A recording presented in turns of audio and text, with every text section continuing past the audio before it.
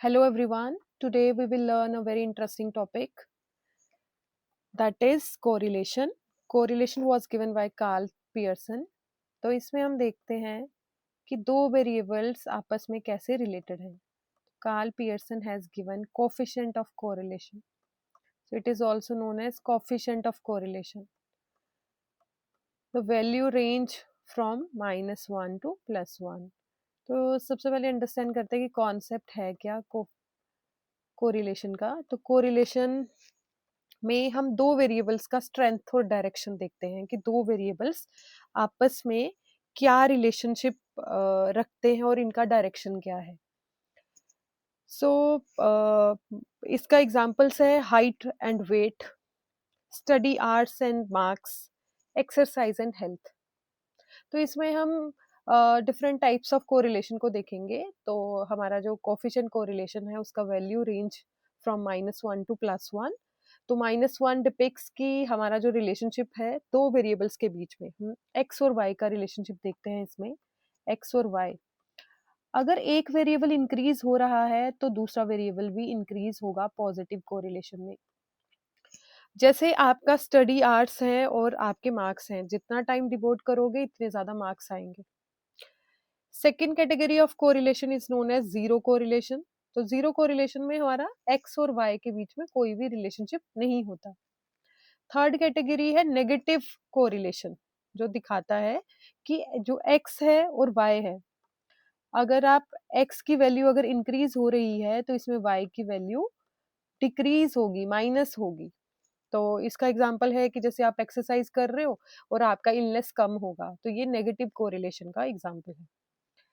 So let us understand with the help of one question कि हम कैसे calculate करते हैं पियर्सन कोरिलेशन, और ये स्टेप बाय स्टेप हम अंडरस्टैंड करेंगे. तो सबसे पहले आपको क्वेश्चन दिया होगा, there will be two values, x और वाई. एक्स की वैल्यू दी है और वाई की वैल्यू दी है.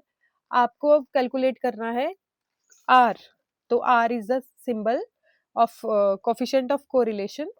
तो इसमें सबसे पहले आपको एक्स स्क्वायर फाइंड करना है.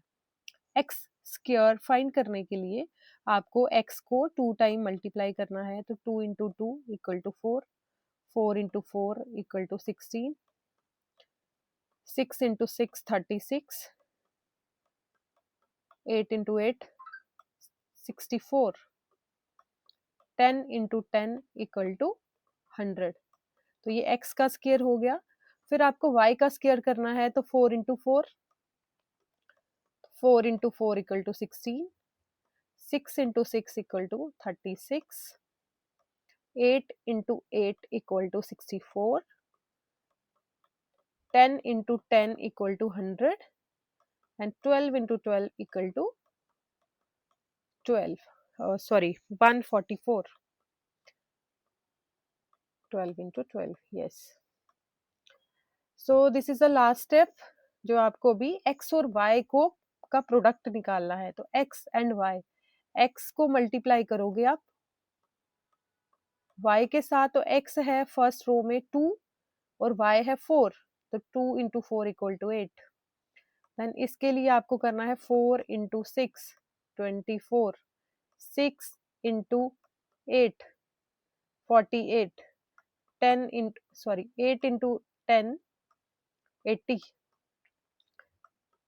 और लास्ट है आपका 10 इंटू 12.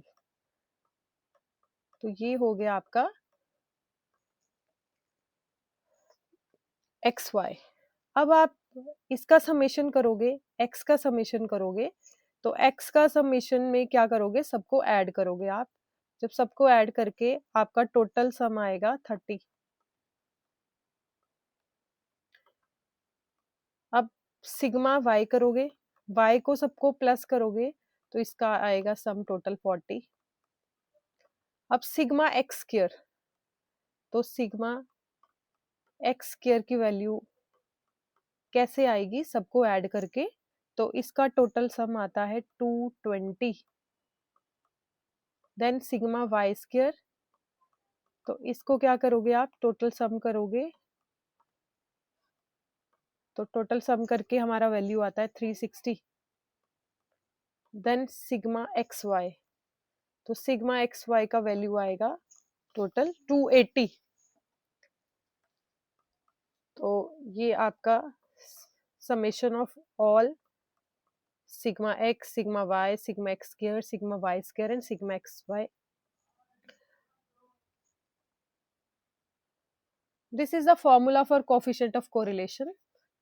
तो इसका सिंबल है r, n sigma x y minus sigma x into sigma y under root n sigma x square minus sigma x का whole square, then again bracket close, then bracket on n sigma y square minus sigma y का whole square. तो अब हम value put कर लेते हैं सबकी। तो सबसे पहले हमने n का वैल्यू देखना है, तो आप n को काउंट कर लो। हमारे पास n है 5, तो n आपका आ जाएगा 5। सिग्मा एक्स वाई का वैल्यू है 280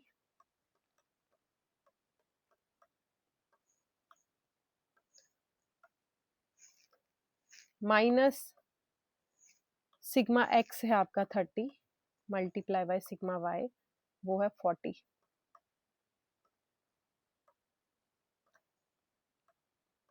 अंडर रूट n आपका है 5,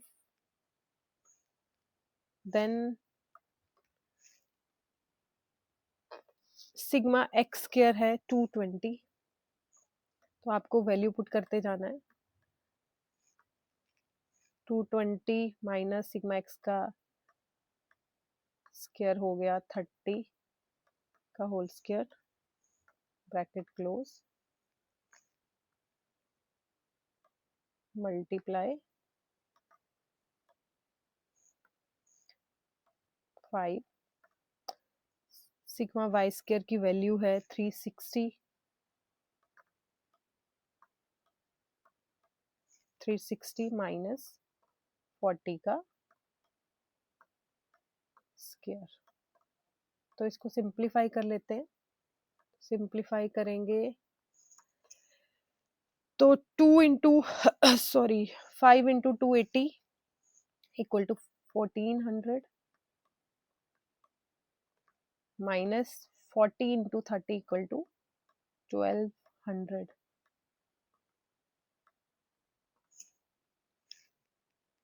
upon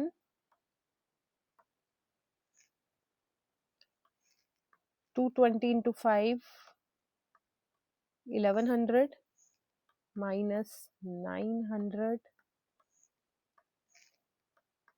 into 360 into 5 equal to 1800 1800 minus 60 into 40 equal to